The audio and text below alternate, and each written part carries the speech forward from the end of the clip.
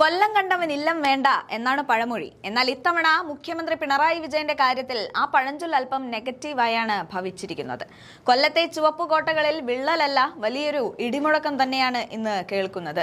കൊല്ലം ഇത്തവണ പിണറായിയെ കൈവിട്ടിരിക്കുന്നു. അവസാന കണക്കുകൾ പുറത്തു വരുമ്പോൾ ഇടതുകോട്ടയായ കൊല്ലത്ത് കോൺഗ്രസ് നയിക്കുന്ന UDF അവിശ്വസനീയമായ അട്ടിമറിയാണ് നടത്തിയിരിക്കുന്നത്. പിണറായി സർക്കാരിന് ഇത് കേവലം ഒരു പരാജയമല്ല, രാഷ്ട്രീയമായി ഏറ്റ വലിയൊരു ഷോക്ക് തന്നെയാണ്.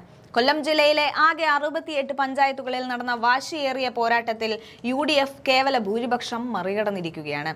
UDF 36 പഞ്ചായത്തുകൾ, LDF 28 പഞ്ചായത്തുകൾ, NDA മറ്റുള്ളവർ 4 പഞ്ചായത്തുകൾ എന്നിങ്ങനെയാണ് കണക്ക്. കഴിഞ്ഞ തവണത്തെ കണക്കുകൾ പരിശോധിച്ചാൽ ജില്ലയിലെ 45ഓളം പഞ്ചായത്തുകളിൽ വ്യക്തമായ ആധിപത്യം ഉണ്ടായിരുന്ന LDFനാണ് ഈ കനത്ത തകർച്ച നേരിട്ടിരിക്കുന്നത്. ഏകദേശം 17 പഞ്ചായത്തുകളാണ് LDFന്റെ കയ്യിൽ നിന്നും UDF പിടിച്ചെടുത്തത്. ഇതിനെ അട്ടിമറി എന്നല്ലാതെ മറ്റെന്താണ് വിളിക്കേണ്ടത്? കൊല്ലത്തിന്റെ ഹൃദയഭാഗങ്ങളിൽ പോലും ഇടതുകോട്ടകൾ തകർന്നു വീണു. ചവറയിലും കരുനാഗപ്പള്ളിയിലും UDF നടത്തിയ മുന്നേറ്റം അവിശ്വസനീയമാണ്. തീരദേശ മേഖലകളിൽ കഴിഞ്ഞ തവണ LDFന് ലഭിച്ച വോട്ടുകളിൽ 15% മുതൽ 20% വരെ ഇടിവുണ്ടായതായി പ്രാഥമിക കണക്കുകൾ സൂചിപ്പിക്കുന്നുണ്ട്.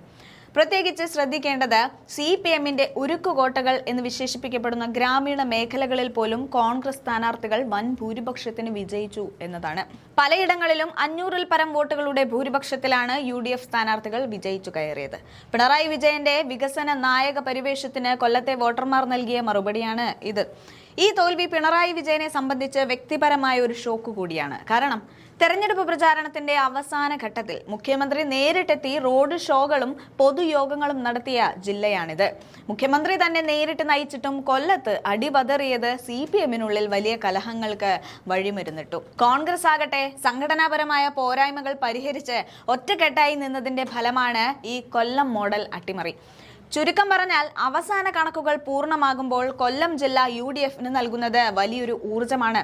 കേരളം മുഴുവൻ ഉറ്റുനോക്കിയ പോരാട്ടത്തിൽ പിണറായി വിജയനെ നിഷ്പ്രഭനാക്കിക്കൊണ്ട് കൊല്ലം ചുവപ്പിൽ നിന്ന് മാറി ചിന്തിച്ചിരിക്കുന്നു. ഈ അട്ടിമറി വരാനിരിക്കുന്ന നിയമസഭാ പോരാട്ടത്തിന്റെ ട്രെയിലർ മാത്രമാണോ? കാത്തിരുന്ന് കാണാം. കൊല്ലം കൈവിട്ട മുഖ്യമന്ത്രിക്ക് ഇനി വരും ദിവസങ്ങളിൽ രാഷ്ട്രീയമായി അഗ്നി പരീക്ഷകളുടേതാകും. പക്ഷെ അപ്പോഴും ഭരണവിരുദ്ധ വികാരം ഇല്ല എന്ന് വീമ്പ് പറയുന്ന മുഖ്യനെ എങ്ങനെ നന്നാക്കാനാണ്?